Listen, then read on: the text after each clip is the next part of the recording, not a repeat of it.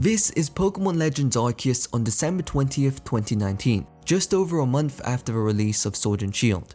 While the game's pitch document had finalized just 2 months before, which actually gave us our earliest glimpse of the Legends Arceus prototype, development on the project really picked up towards the end of the year. Today, not only are we looking at the 2019 prototype, but at 6 builds in total, spanning all the way up to Pokémon Day 2021, the very same day Legends Arceus was announced. So stick around till the end, because there will be tons of details to cover. And of course, if you enjoy these kinds of videos, don't forget to leave a like and subscribe to the channel. With that being said, let's go ahead and boot up the first build on our list.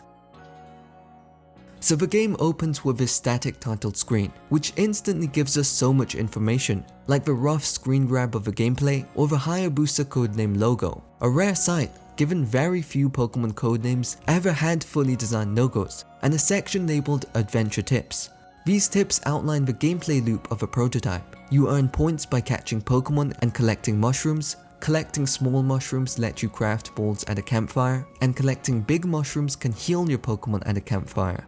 You can even place up to 2 campfires yourself. Also a rough explanation of some of the controls, and a label once again telling us that the ROM comes from December 2019. Pressing A takes you into the build itself. And here it is, Pokémon Legends Arceus in 2019. The earliest look you can get of the game. Immediately one detail stands out. Akari already has her final design.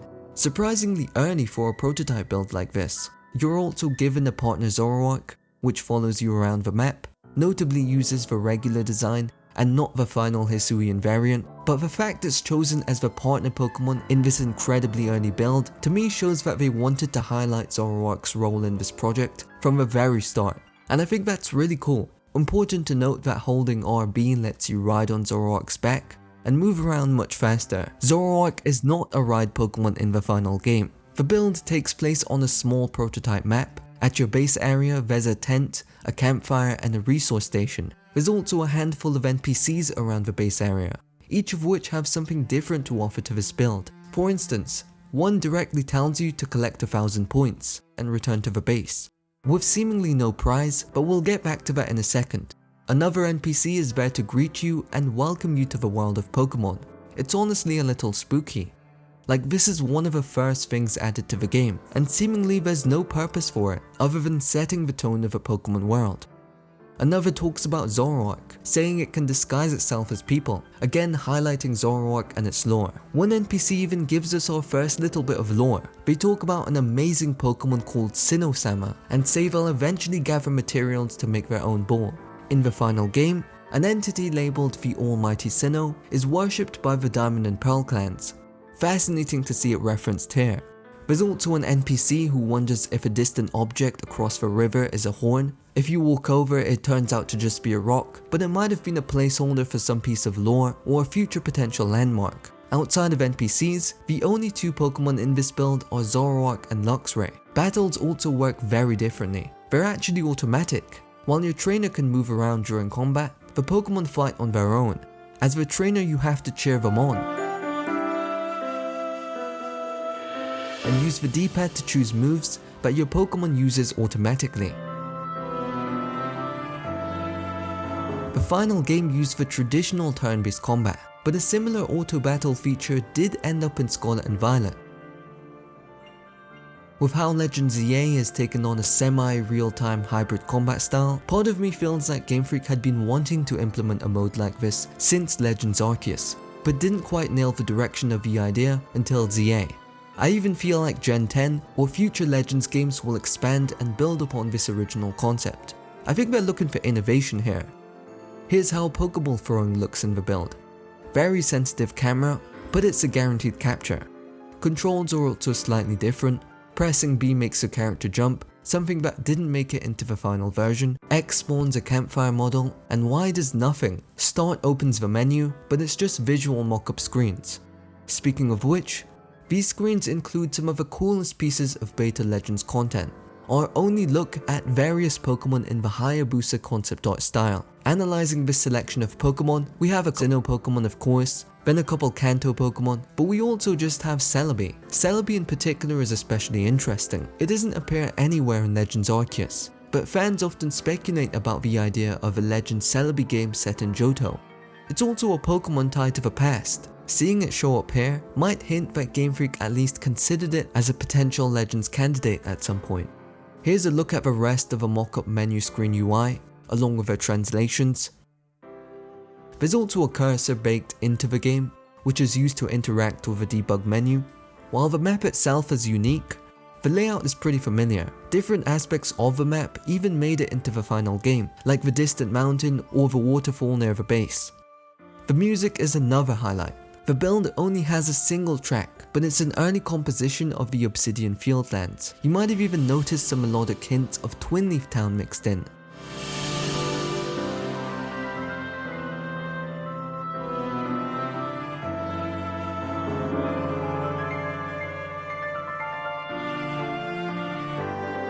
A concept that kind of made it into version 2 of Obsidian Fieldlands, but way more toned down.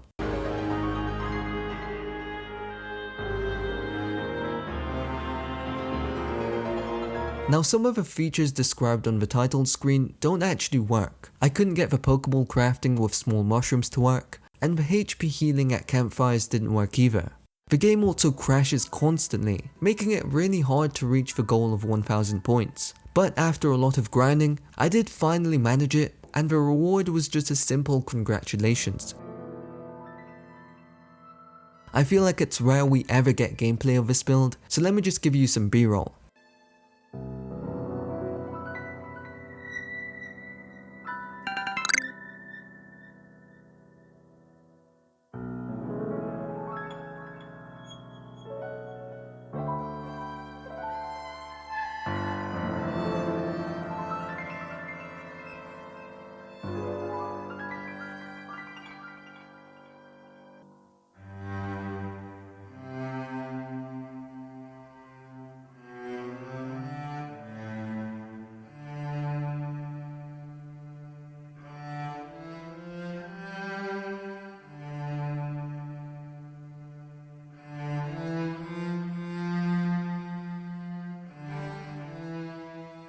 Unlike previous generations, every Pokemon game on Switch used the same engine, just reiterated on it each time. So it's incredible to think this was the status of the engine just 1 month after Sword and Shield's release. And that wraps up the 2019 prototype. Next, let's fast forward 6 months to May 30th, 2020, where things really start to take shape. Now the game drops you straight into Jubilife Village. Something that stands out right away, instead of Akari or Ray, you control a blank figure with flat textures and a ball for a head. This is almost certainly due to missing assets, but what matters is that it's now clearly a brand new model built from scratch for the game. The Galaxy Hall is the standout. It's pretty much unchanged from a final version, which makes me believe that it was the first building designed. Animations are already fluid and natural. The jump animation especially looks way smoother than before. You still press B to jump. Keep in mind this button was replaced with crouching in the final game. There's now a dive move on the Y button, and sprinting is mapped to LB. Pokemon still follow behind you, just like in the 2019 build, and Zoroark is still using its original design. Menus are now fully interactable too. You can actually swap Pokemon in and out, and whichever Pokemon is in the first slot will follow you around in the overworld. Aside from Zoroark, the only other modeled Pokemon in your party is Kleavor, though it's a very low poly version of a final design. Compared to when the rest of the new Pokemon were added, this is incredibly early on, meaning Kleavor was likely the first new Pokemon designed. Other than that, the menus are basically rough versions of what we'd get in the final game. Jubilife Village itself is also completely modeled in.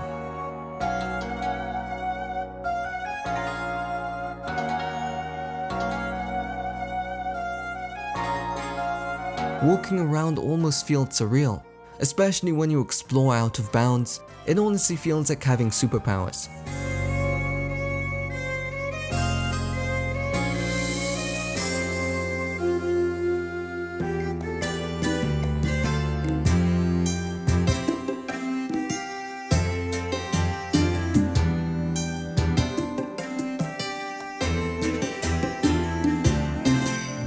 If you go far enough to the edge of the map, the perspective you get kind of resembles the entrance view from the Obsidian Fieldlands, which makes you wonder if that was intentional. Heading out the actual gate brings up an early world map of Hisui. Only the Obsidian Fieldlands is selectable, but interestingly, the landmass around Jubilife looks very different from the final version. Now, there's been a lot of fan debate over the years about where Jubilife Village is really located. Some speculate it's actually closer to Canalave City in the modern Sinnoh map, but at least in this concept map, it seems like that wasn't the case. Jubilife Village seems to be built on top of a modern Jubilife City area, while another hub was set up closer to Canalave City. You can even spot some buildings there. Anyways, stepping into the Obsidian Fieldlands, we're about to look at some uncharted territory in the history of Legends Arceus. Because this is never before seen footage of how the Obsidian Fieldlands originally looked in May 2020, and it is nothing like the final. The landscape is densely packed with detail, very populated compared to what we see in the finished game. Honestly, it looks like a completely different game. In a way, this early version actually addresses one of the biggest criticisms of Legends Arceus, and fills out the landscape with just more stuff. I feel like until now, it was impossible to visualize what Legends Arceus would actually look like with a more dense landscape, so it's really incredible that we finally have a visual for it. And the view facing towards Mount Coronet feels especially grand, but unfortunately all that detail comes at a cost, as performance really tanks the deeper you go into the map. Battle mechanics have evolved since the 2019 build too. There's still automatic battles, but the cheer mechanic is gone. Instead, holding ZL and ZR now brings up a move menu, where you can pick specific moves for your Pokemon to use. Catching mechanics were also updated. The Pokeball models here are still the modern day versions.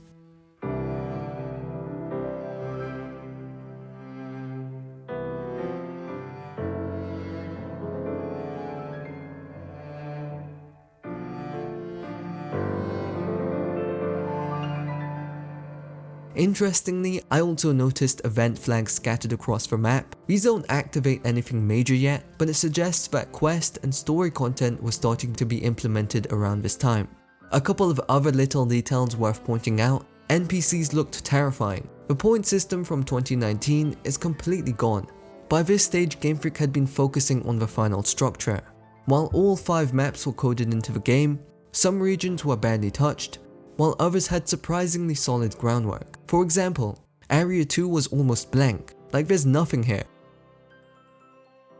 Area 3 had a pretty solid frame. This being one of the first design locations, it was also much larger than its final version, but that's because it was missing the elevated west side, including the volcano far off the coast. Area 4 had its basic shape, including Mount Coronet in its right spot, but no detail at all.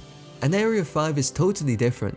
It looks like an earlier version of the Jubilife Village map was used as a base. Very interesting to look at.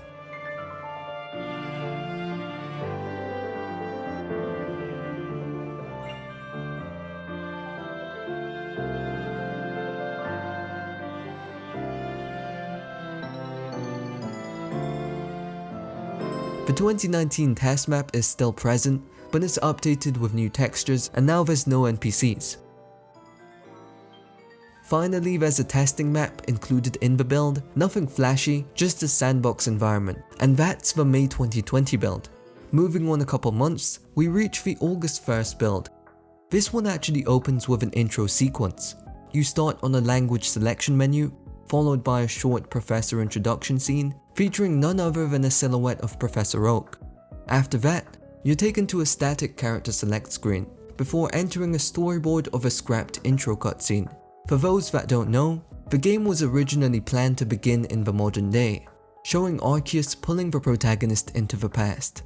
That whole sequence was completely scrapped by the final version, but it was added by this build. After this, you're thrown into the game. Akari now has a proper head model, which makes me think that the ball head from the May build wasn't a missing asset, but the actual placeholder for the player's head. The professor is also standing here with all 3 starter Pokemon, and from there you can move around freely. The controls are mostly the same: press B to jump, Y to dive, X for the menu, Though the berry menu wasn't interactable, placeholder clouds now move across the sky, and the Arceus phone was literally just a block. The early event scripting was already here, though you couldn't physically catch the starters yet.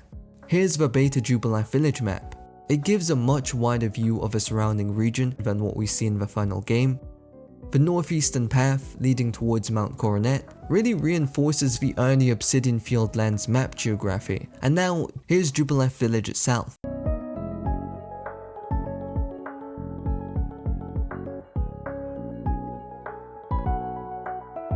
I believe Legends Arceus is the only Switch Pokemon game where we get to see footage this early and raw. At this point using realistic lighting and shadows. It honestly looks gorgeous. In fact, it seems the whole graphical style at this point leaned more towards realism, kind of like what Game Freak attempted with Scarlet and Violet later. No signs of a Ray model either. Akari was the only player character at this stage. Other buildings were much rougher, but still recognizable. The general store was surprisingly detailed and featured this cursed Meowth doll. The hairdresser and clothing store were present, but non-interactable. However, the most fascinating part of the main street has to be the photography studio. Every single image here was completely changed in the final version. Quite interestingly, every Pokemon featured here were Kanto Pokemon.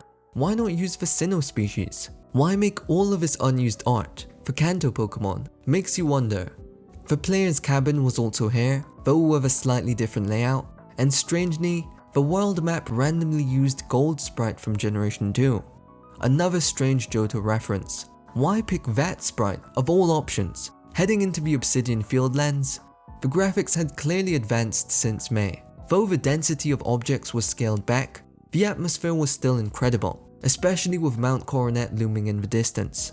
I don't know why they changed the location of it in the final game. One of the most surprising finds was when I caught a Bidoof, and afterwards it started following me around. Yes, Pokemon following you was still in the game, and very much a real concept at this point, and it seemingly worked really well. It's kind of trippy, seeing a feature we all wanted in the final game, actually working in-game with a real Bidoof model, and it was really responsive. Like it would look back at the trainer in anticipation of a move, and follow the direction of where the action was taking place. Battles were still mostly unchanged, still automatic, but now you could pull up a more traditional style command menu at any point. The water effects were also stunning here, easily one of the best looking parts of this build, and pretty much any Pokemon game development. The protagonist even had full voice lines recorded that were added by this build.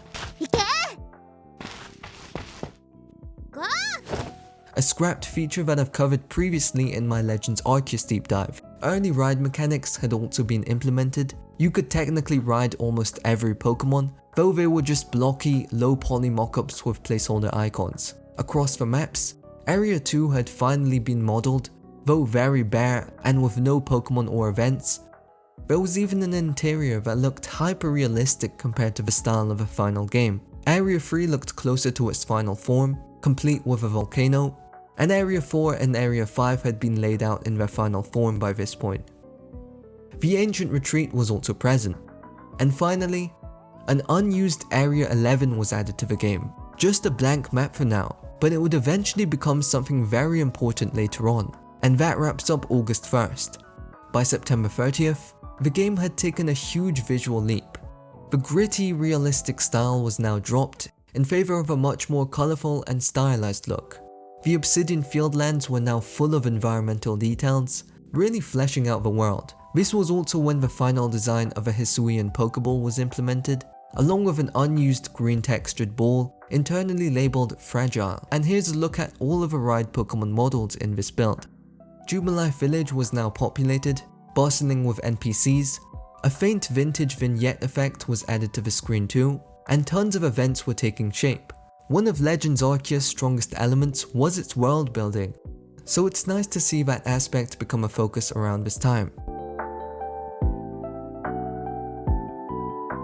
Moving on to the November 29th build, the opening cutscene had been fleshed out a bit more. I believe Wake Up is the only piece of English dialogue in the game, indicating that localization work had also begun around this time. Anyways, getting into the gameplay itself, immediately you'll notice that the clouds are now actually clouds. Jump is still in the game, and now pushing down the right stick would make your player crouch.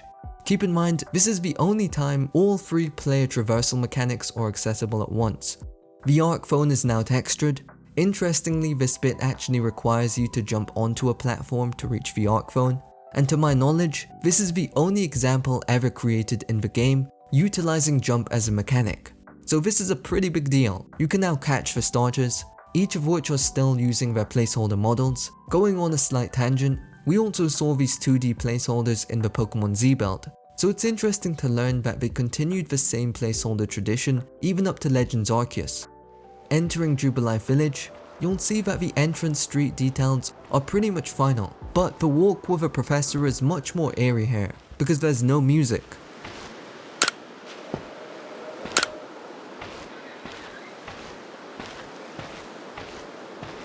Very spooky stuff. The lighting and shading work, especially in this evening lighting, looks very nice too. And then finally, we get our first look at the Ray model. More of the early story had been scripted out, I would imagine with some slight changes to the script compared to the final game. I believe a battle tutorial takes place over at the field and not near the gate. You can also pick your starter in this build. Also, the graphics in the Galaxy Hall have clearly taken a much more stylistic lighting approach compared to previously. If you notice closely, there's a very slight chromatic effect applied to the game, which was removed in the final version. It actually looks pretty good though. The player's cabin was also updated by this build, matching closer to the final game. Most of the buildings had finalized by this point too. Now removing details like the cursed Meowth doll, features like the hairdressing mechanic were now playable in the game with very few hairstyles. I wonder why the protagonist has horns. The clothing store was now interactable too. The earliest things added were the placeholder kimonos and the various colored suits. Jubilife Village, for the most part, had most of its features now in the game. Jumping and diving took you quite far distances, but I can totally see how the jumping mechanic just evolved into the diving mechanic instead. I found myself in this out of bounds area by accident, but I thought it was a pretty cool find. Especially with this wider Pokeride camera, it gives you a better idea of how the game would have looked if it was fully open world.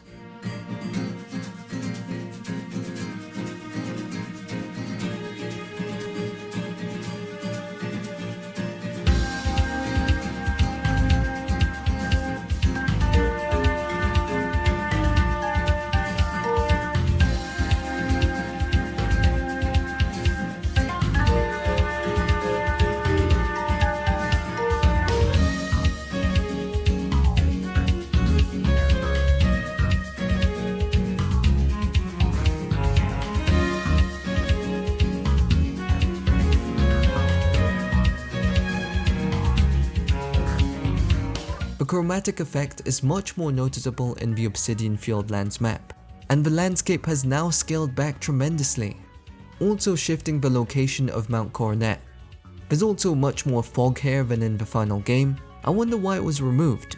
It gave the landscape a lot more depth, and it couldn't have been a performance reason, right? Cause I imagine that actually helps with performance. Following Pokemon were also unfortunately removed in this build, in favor of a pretty buggy version of sending out your Pokemon. I wish I knew what was going on behind the scenes during this time, but alas, it seems a lot more Pokemon had been modeled by this point. I do have to admit, it was pretty hard to get into a battle in this build. Regarding the battle itself, the UI had slightly changed, and now turn-based battles were in the game, removing the auto battle idea completely. Even the voice lines were all completely removed by this point. There must have been so many big meetings and decisions made right before this build that changed so much of the game. The water now had a way more cartoonish take, which looks fine in my opinion. The final game opted for a much more muted and realistic version of it, to each their own. Overall, the layout of Obsidian Fieldlands was practically final by this point. Area 2 now had its final design as well, looking absolutely amazing. Cobalt Coastlands now featured the expanded elevated area, though no sign of Hisui and Growlithe. There's also this random building towards the edge of a cliff, which was completely removed in the final game.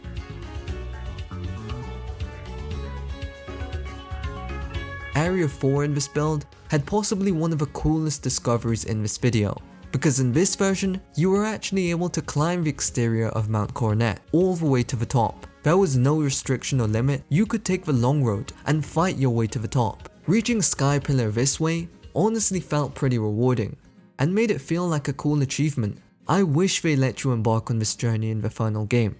And Area 5 was now populated with all kinds of Pokemon and detail. Much of the later game's events were also added to the game, including special events with the Nobles and Alphas, and even the legendary cutscenes. Though these scenes kinda feel like seeing movie scenes without the CGI. I guess the animated legendaries came at a later date.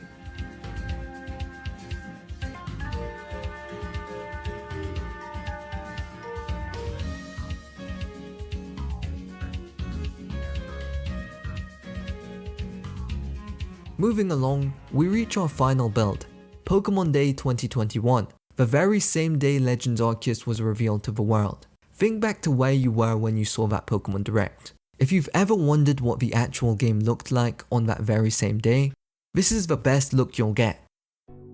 Starting off, we previously talked about the storyboard opening set in the modern day. Many of you might remember from the Legends Arceus deep dive that we covered the modern day player's bedroom hidden in the final game's files. Well, as it turns out, the cutscene was animated in that exact room after all. The mom actually discovered a fully rendered version of the sequence in the Pokémon Day build. This has never been shown before. So here it is, the premiere of that lost cutscene.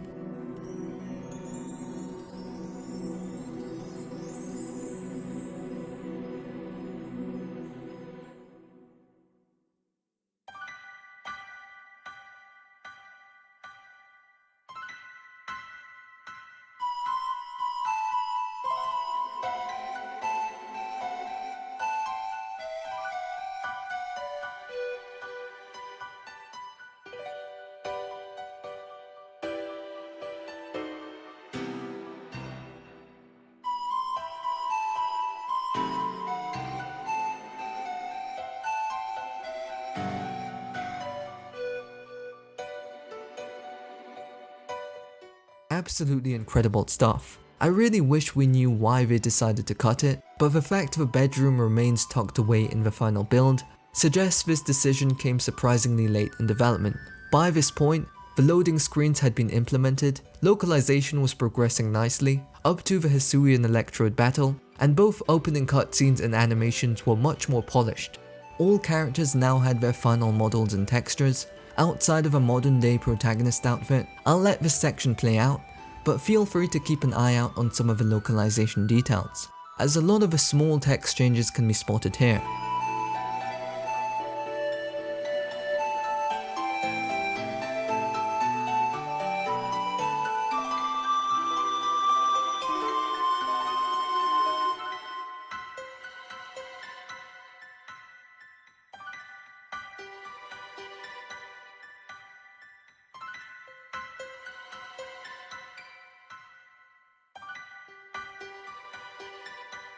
Visually, the game looks fantastic in this build. It's noticeably more stylized than in the final game. The grass looks more colourful and eye-catching here compared to the finished game. Personally, I prefer this look, but it really comes down to taste. The jump feature had now been completely scrapped, replaced by crouching with the A button. Heading into the village, the evening colour grading in particular was much stronger than the final version. Interestingly, all the events in Jubilife were static. Cutscenes also played out differently in this build. The rival encounter was staged in a completely different way, with alternate dialogue and unique animations.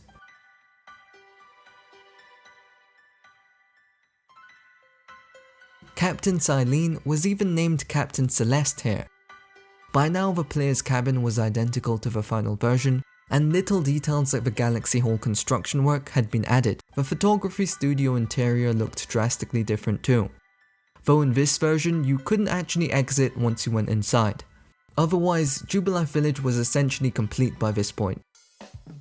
Overall, the game was now playable start to finish.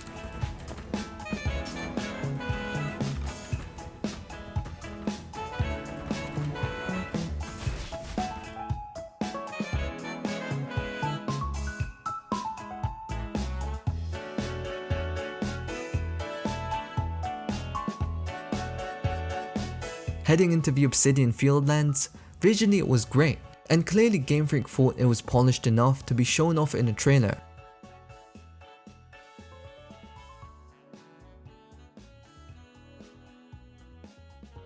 The visual style just had so much vibrancy though. It's obvious that one of the main priorities during that final year of development was optimization. As we covered in the deep dive, originally Legends Arceus was supposed to launch in 2021, but it was delayed into early 2022, and from the looks of it, they made excellent use of that extra time.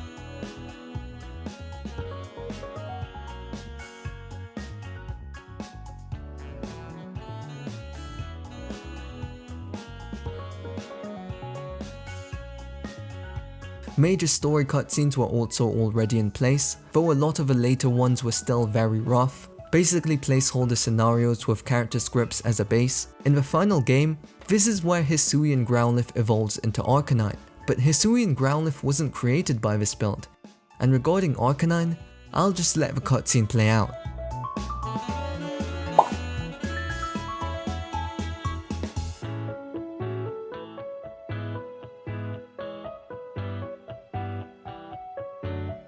Pretty staggering to learn that some of the new Pokemon were added, possibly even designed after the reveal trailer. In fact, the amount of 3D modeled Pokemon in the game was still very limited, which explains why the reveal trailer showcased such a limited roster. The glorious save screen was still present in this version of the game too.